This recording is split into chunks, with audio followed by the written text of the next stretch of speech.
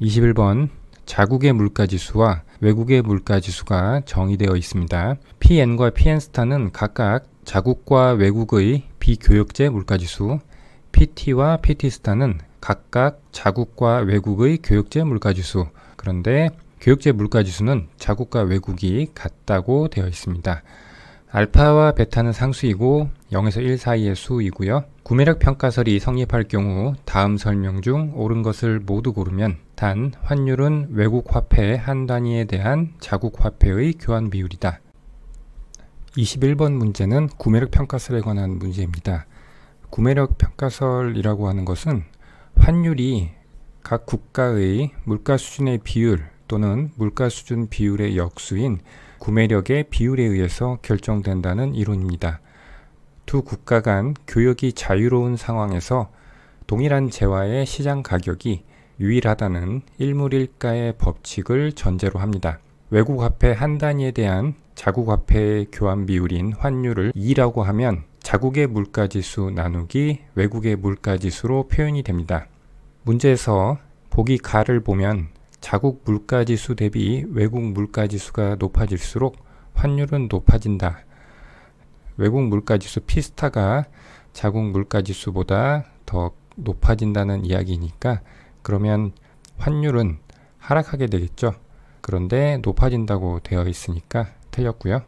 그 다음 다를 풀기 위해서 문제에서 주어진 각국의 물가지수를 구매력 평가식에 대입해 보면 분자의 자국의 물가지수, 분모의 외국의 물가지수, 그리고 문제 가정에서 교역제 물가지수 PT와 PT스타가 일치한다고 했으니까 PT로 표현을 해서 이 식을 정리하면 이와 같은 모습이 되고요. 보기 나와 다에서 알파와 베타가 같은 경우에 대해서 묻고 있으니까 베타 자리에 알파를 대입해서 정리하면 그러면 교역제 같은 경우에는 지수가 0이 되기 때문에 1로 정의가 되고요. 그리고 비교역제 물가지수의 비율은 동일한 지수 알파로 이렇게 묶을 수가 있습니다. 이때 나를 보면 PN이 PN스타보다 높아질수록 그러면 분자가 커지는 것이죠. 이때 환율은 높아지게 되겠죠. 알파가 양수기 때문에 지수가 양수인 경우에는 그 밑이 커질수록 전체 지수값은 커지게 되죠. 그래서 환율은 높아진다는 맞는 보기가 되겠고요. 보기 다에서 PN과 PN스타의 상승률이 모두 5%일 때 환율 상승률을 묻고 있는데 그러면 우리는 구매력 평가식을 변화율의 식인 상대적 구매력 평가의 모습으로 변환을 해야 됩니다.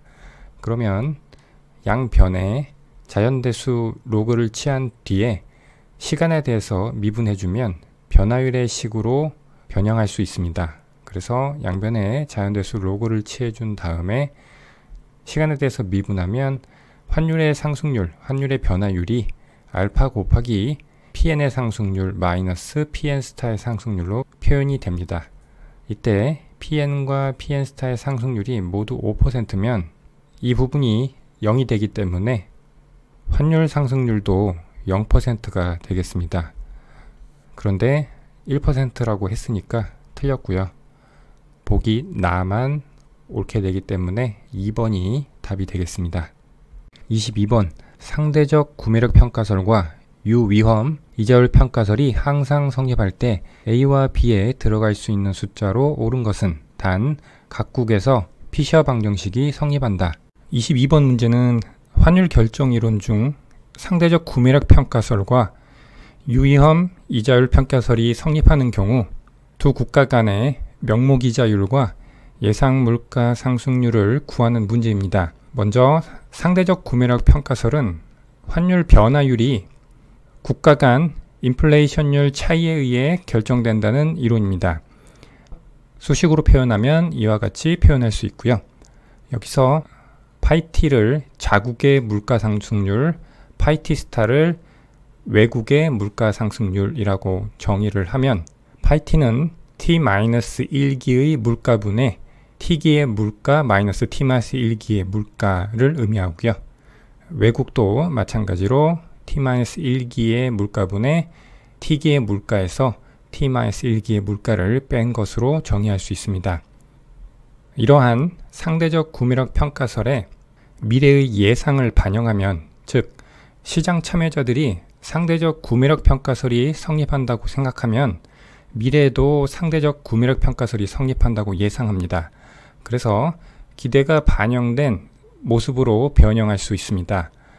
현재가 T기라고 할 때 다음 기인 T+1기에 대한 예상을 한다고 하면 기대가 반영된 상대적 구매력 평가설은 T+1기의 예상 환율 변동률이 두 국가의 예상 물가 상승률 차이로 표현할 수 있습니다.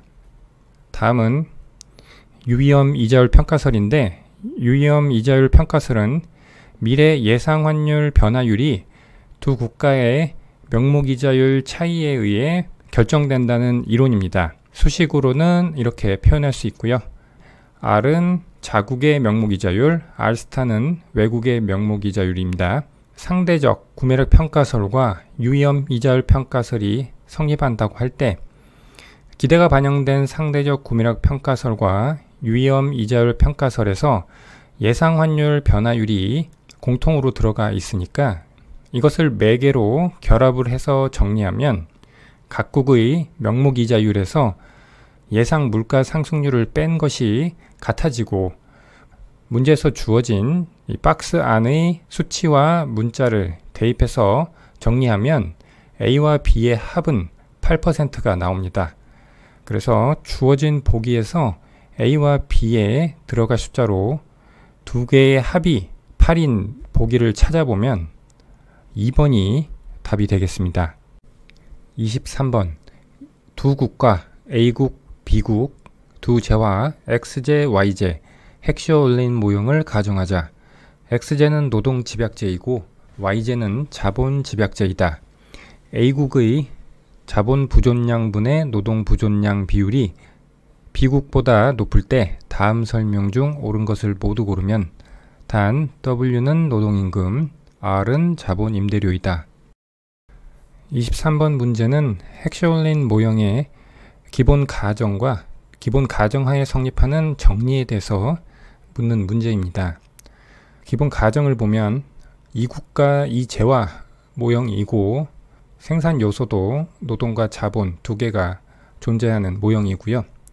그리고 두 국가는 동일한 1차동차 생산함수, 생산 기술을 갖습니다. 그리고 이 1차동차 생산함수는 특징이 규모에 대한 수익 불변의 성격을 가지고요. 그리고 우리가 잘 아는 콥 더글라스형 1차동차 생산함수를 상정을 해보면 한계 생산 체감의 법칙도 성립함을 알 수가 있습니다. 그리고 양국의 수요 조건, 즉 효용함수를 의미하는 후생함수가 같고요. 그리고 가장 중요한 가정, 두 나라의 요소 부존도, 즉 노동과 자본을 가지고 있는 상대적 비율의 차이가 있습니다. 이것이 핵시올린 모형에서 무역이 발생하게 하는 원인이 되는 가정이 되겠습니다. 다섯 번째는 양국의 상품 시장과 요소 시장은 완전 경쟁 시장을 가정하고 있고요. 그 다음 산업 간 생산 요소 이동은 자유롭다. 각 국가 내에서 두 재화를 생산하는 데 있어서 투입되는 생산 요소인 노동과 자본이 X제와 Y제 산업 간 이동이 자유롭다는 것이고요. 그런데 국가 간 생산 요소 이동은 안 된다는 가정이고요. 이것은 직접적으로 생산 요소가 국가 간 이동은 하지 못하지만 재화의 무역을 통해서 이동하게 되는 결과를 가져오게 됩니다. 그 다음 가정, 두 재화의 요소 집약도는 서로 다르다. 문제에서도 나와 있지만 X제는 노동 집약제, 그리고 Y제는 자본 집약제로 각 재화를 생산하는데 투입되는 노동과 자본의 비율이 서로 다름을 알 수 있습니다. 마지막 가정은 운송비나 관세 등 무역에 있어서 장벽은 없다는 가정입니다. 그래서 전체적으로 보면 이 네 번째 핵시올린 모형에서 무역을 발생시키는 원인인 두 나라의 요소 부존도의 차이 빼고는 나머지 가정은 표준적인 가정을 하고 있음을 알 수 있습니다. 이러한 가정이 성립하면 다음 4가지 정리가 성립하게 됩니다. 첫 번째 정리는 헥셔올린 정리입니다. 노동이 풍부한 국가는 노동집약제의 비교 우위를 갖는다는 정리입니다. 즉, 각 국가는 자신의 요소 부존도가 높은 생산 요소를 집약적으로 사용하는 재화의 비교 우위를 갖는다는 정리가 되겠습니다. 문제에서 각 국가의 요소 부존도에 대한 힌트가 나와 있죠. A국의 자본 부존량 대비 노동 부존량의 비율이 B국보다 높다고 되어 있으니까 A국이 노동이 풍부한 국가가 되고요. 그렇게 되면 헥셔올린 정리에 의해서 A국은 노동 집약제인 X제의 비교 우위를 갖게 됩니다. 반대로 B국은 A국에 비해 상대적으로 자본이 풍부한 국가고요. 그래서 자본 집약제인 Y제 생산의 비교 우위를 갖습니다. 그렇게 되면 각 국가 간 비교 우위가 있는 재화의 불완전 특화에서 A국은 X제를 상대적으로 많이 생산을 하고 B국은 Y제를 상대적으로 많이 생산을 해서 A국은 X제를 수출하고 B국은 Y제를 수출해서 무역이 발생하게 됩니다. 두 번째 정리는 요소가격 균등화 정리입니다. 무역을 통해서 국가 간 재화가 자유롭게 이동하게 되면 양 국가의 요소가격, 즉 노동과 자본의 가격이 상대적인 가격 비율뿐만 아니라 절대적인 가격 수준 자체가 같아진다는 정리가 되겠습니다. 산업 간 생산요소 이동은 자유롭지만 국가 간 생산요소 이동은 불가능하다는 가정이었는데 재화의 이동을 통해서 재화에 투입된 생산요소가 국가 간 이동하게 되는 효과가 무역을 통해 발생하게 돼서 무역이 이루어지면 각 국가의 요소 가격이 같아진다는 정리가 되겠습니다. 세 번째는 스톨퍼-사무엘슨 정리입니다. 한 재화의 가격 상승이 그 재화 생산에 집약적으로 사용되는 요소의 실질 보수를 상승시키고 다른 요소의 실질 보수를 하락시킨다는 정리입니다. 무역 발생 전 A국은 노동이 상대적으로 풍부하니까 노동 가격이 낮고요. 그래서 B국에 비해서 상대적으로 저렴하게 X제를 생산할 수 있습니다. 거꾸로 B국은 Y제에 대해서 상대적으로 저렴하게 생산할 수 있겠죠. A국은 무역을 통해서 X제를 무역 전 X제 상대 가격보다 높은 가격을 받고 수출을 할 수 있는 여건이 마련이 됩니다. 그래서 국내에서 소비되는 X제 양보다 더 많은 X제를 생산하게 되고 그 과정에서 X제에 더 집약적으로 사용되는 노동에 대한 수요가 자본 수요보다 더 증가하게 되고 노동의 가격인 임금이 상승하게 됩니다. 반대로 B국에서는 자본의 가격인 임대료가 상승하게 될 것입니다. 마지막 립친스키 정리인데 이것은 문제와는 관련은 없는데 간단하게 살펴보면 소규모 개방경제에서 어떤 생산요소의 부존량이 증가하면 그 생산요소 집약제의 절대 생산량은 증가하고 다른 생산요소 집약제의 절대 생산량은 감소한다는 정리입니다. 립친스키 정리는 결과만 기억하면 충분한 정리가 되겠습니다. 문제에 적용을 해보면 먼저 나와 다가 무역 이후의 상황에 대해서 묻고 있습니다. 나는 무역 이후 양국의 요소가격 비율이 같아진다 라고 되어 있습니다. 이것은 요소가격 균등화 정리의 결론을 서술하고 있는 것입니다. 나는 맞는 복이고요. 다를 보면 무역 이후 B국 노동자와 자본가의 실질소득은 모두 감소한다. B국은 자본 집약제인 Y제를 수출하는데 무역을 통해서 더 비싸게 수출할 수 있기 때문에 스톨퍼-사무엘슨 정리에 의해서 Y제 가격의 상승이 발생하게 되고 그러면 Y제 생산에 집약적으로 사용되는 요소인 자본의 실질 보수가 상승하고 다른 요소인 노동의 실질 보수가 감소하게 됩니다. 그래서 무역 이후 B국의 노동자의 실질 소득은 감소하는데 자본가의 실질 소득은 증가하게 됩니다. 그런데 다는 모두 감소한다고 했으니까 틀렸고요. 그 다음 보기 가는 헥셔올린 모형의 기본 가정 중에서 생산함수에 관한 가정, 이것에 의해서 도출되는 생산 가능 곡선이 원점에 대해서 오목하다는 모습을 가진다는 것에서 생산 가능 곡선의 기울기를 의미하는 한계 생산 변환율 또는 한계 전환율인 MRT가 일정하지 않은 성질을 가지기 때문에 가는 틀린 보기가 되는데, 이것은 그래프를 통해서 간단하게 살펴보겠습니다. 먼저 에즈워스 상자를 통해서 출발해 보면 가로축은 노동 부존량을 의미하고요, 세로축은 자본 부존량을 의미합니다. 그리고 이 좌측 하단은 x제의 원점이고요, 우측 상단은 y제의 원점이 되겠습니다. 그래서 이 경제에 주어진 노동량과 자본량을 가지고 x제와 y제에 각각 투입을 해서 최적의 생산 조합을 찾은 것을 우리는 계약곡선이라고 하는데, x제가 노동 집약제이고 y제가 자본 집약제이기 때문에 이 경제의 계약곡선은 대각선 기준으로 아래로 볼록한 이 검은색 곡선이 되겠습니다. 생산함수에서 도출된 등량 곡선이 x제 같은 경우에는 x1, x2, x3로 증가하는 모양을 가지고 있고, y제는 y1, y2, y3로 생산량이 증가하는 것을 나타내는데, 두 등량 곡선이 접하는 점이 효율적인 생산점이 됩니다. 그래서 그 점들을 이은 것이 바로 이 계약 곡선이 되는데, 세 개의 점 A, B, C점을 가지고 이야기를 해보면 x제에 대한 원점에서 각 점에 그은 직선의 기울기를 보면 모두 y의 원점에서 A, B, C점에 그은 기울기보다 완만함을 알 수 있습니다. 옆에 식으로 보면 LX, KX는 x제에 투입한 노동과 자본을 의미하고, LY, KY는 y제 생산에 투입한 노동과 자본의 양을 의미하는데, A점에서 비교해 보면 이 자본 노동 비율이 x제가 더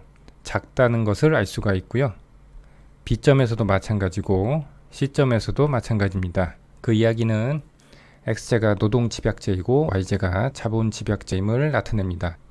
자본 노동 비율이라고 하는 것은 생산 요소의 투입 비율을 의미하는데, 기울기가 의미하는 것은 노동 한 단위에 대해서 자본의 투입 비율을 의미하기 때문에 그것이 x제가 y제보다 더 작기 때문에 x제가 노동 집약제이고 y제는 자본 집약제가 되는 것입니다. 그래서 이 계약곡선 선상에서 어떤 점을 선택해도 항상 OX에서 그은 선의 기울기가 OY에서 그은 선의 기울기보다 완만함을 알 수가 있습니다. 그리고 A점에서 C점으로 갈수록 기울기가 증가하죠. OX에서 그은 기울기나 OY에서 그은 기울기가 점점 가파라진다는 것을 알 수 있죠. 그래서 x제와 y제 각각 보게 되면 A점에서 C점으로 갈수록 x제나 y제 모두 자본노동 투입 비율이 증가함을 알 수 있습니다. 이것은 A점에서 C점으로 갈수록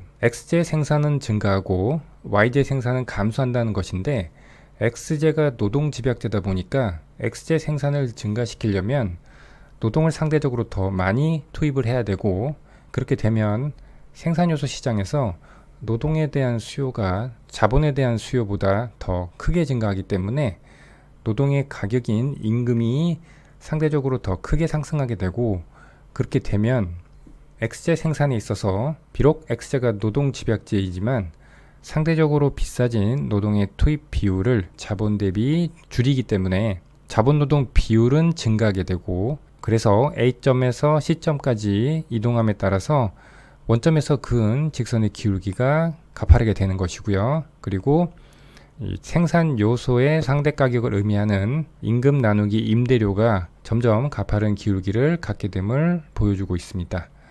y제 같은 경우 자본 집약제이기 때문에 A점에서 C점으로 갈수록 자본 집약제 생산이 줄어든다는 것은 y제 생산에 있어서 자본에 대한 수요가 노동에 대한 수요보다 더 크게 감소한다는 것을 의미하니까 자본의 가격이 노동의 가격보다 더 크게 하락하겠죠. 그러면 이렇게 계약곡선이 성립을 할 때 생산 가능 곡선은 어떻게 그려진지를 한번 살펴보겠습니다. 에조스 상자에서 생산 가능 곡선과 연결을 시켜보면, 먼저 아래로 볼록한 계약 곡선이 XY 평면에서 원점에 대해서 오목한, 원점 바깥쪽으로 볼록한 이 검은색의 생산 가능 곡선으로 연결이 됩니다. 그래서 A점에서 C점으로 갈수록 X 생산량이 증가하고 Y 생산량이 감소하니까 생산 가능 곡선도 A점에서 C점으로 갈수록 X의 생산이 증가하고 Y의 생산이 감소하는 모습을 가지고 있습니다.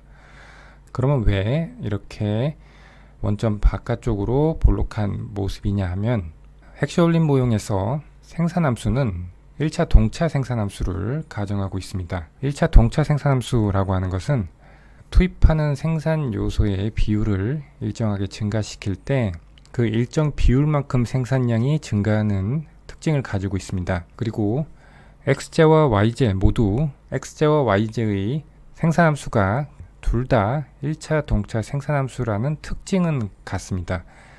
그래서 지금 OX에서 OY로 바로 직선으로 연결된 이 대각선 선상에서 만약에 생산이 이루어진다고 하면 X제에 투입되는 노동과 자본의 양이 증가한다고 할 때 노동과 자본이 일정한 비율로 투입이 증가하기 때문에 생산량 역시 일정한 비율로 증가하게 되고요.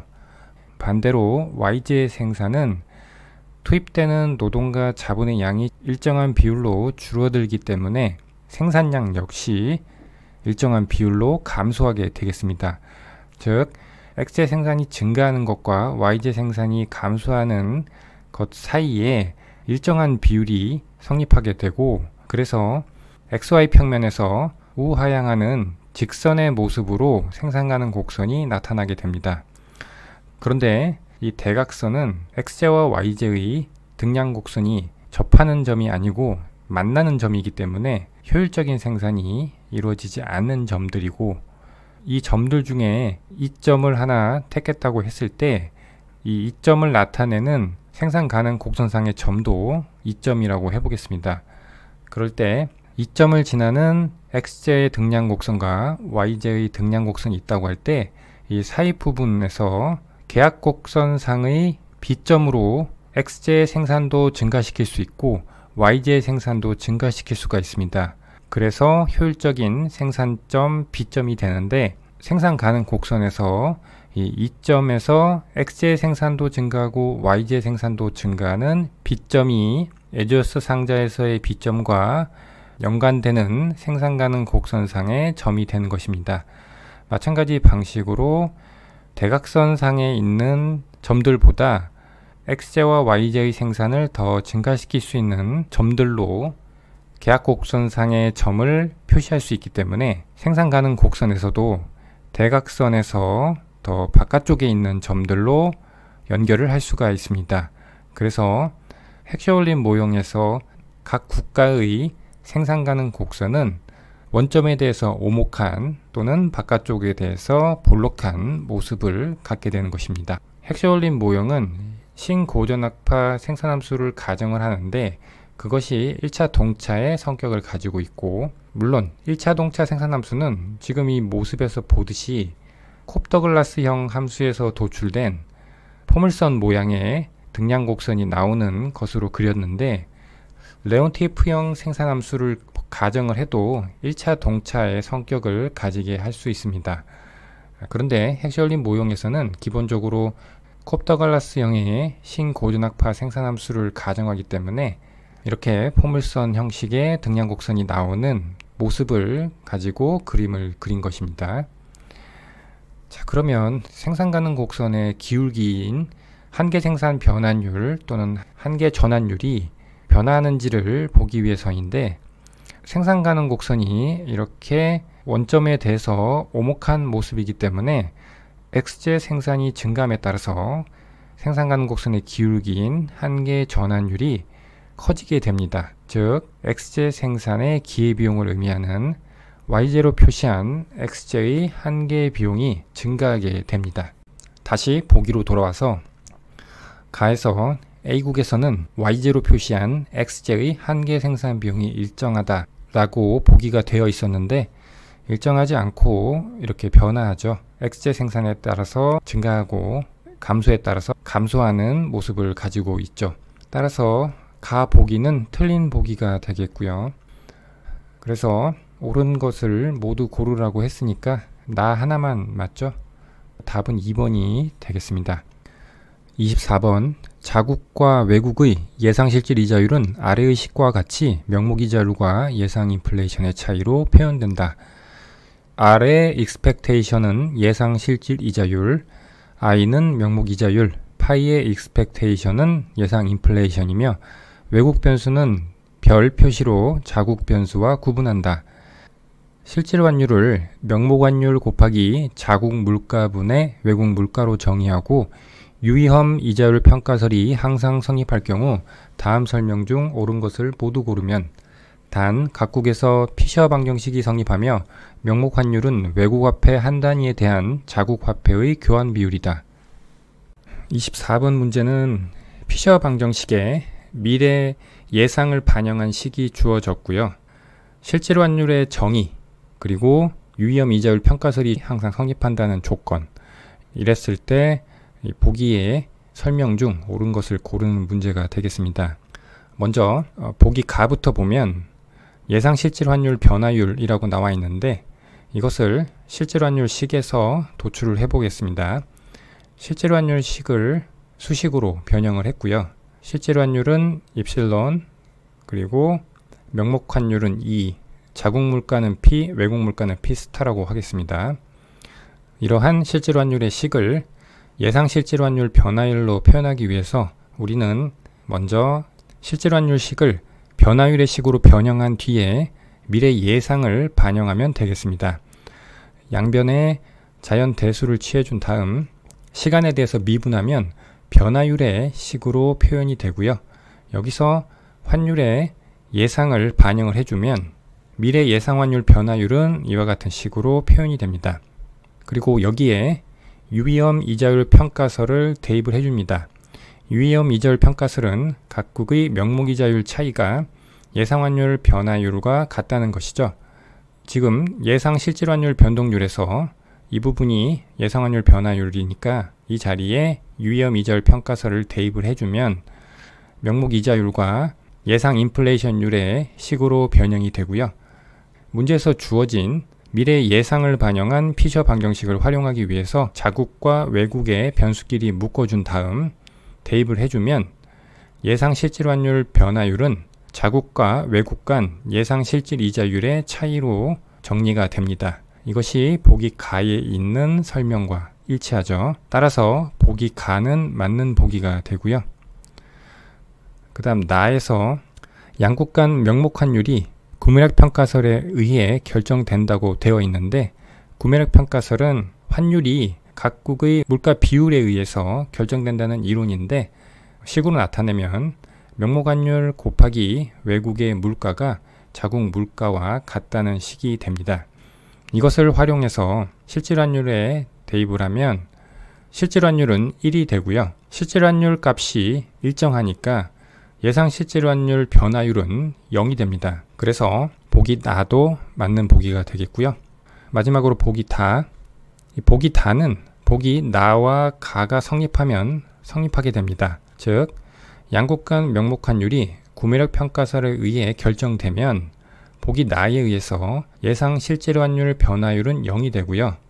예상 실질 환율 변화율이 0이 되면 보기 가에 의해서 자국과 외국 간 예상 실질 이자율의 차이는 0이 됩니다. 즉 자국과 외국의 예상 실질 이자율이 같아지게 된다는 것인데 그게 바로 보기 다의 설명이 되는 것이죠.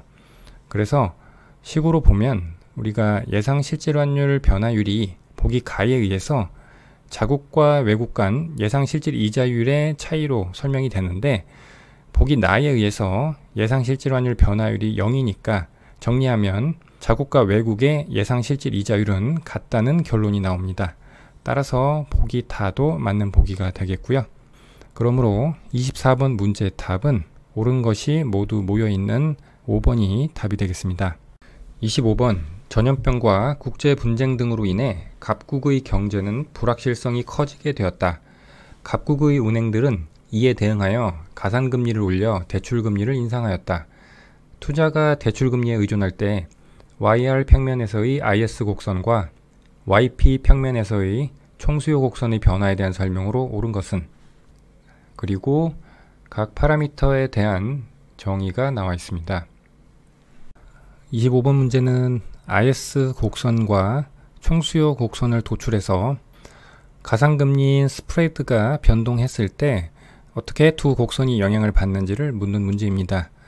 문제에서 주어진 행태 방정식을 통해서 각 식을 도출해서 스프레드 변화가 식에 어떤 영향을 주는지를 확인하면 되겠습니다. 재화시장의 균형을 나타내는 IS 곡선은 국민소득 균형식을 통해서 도출하면 되는데, 이 식에 소비, 투자, 그리고 정부 지출, 그리고 투자에 포함된 대출금리 자리에 실질이자율과 스프레드의 합을 대입해주면 되겠고요.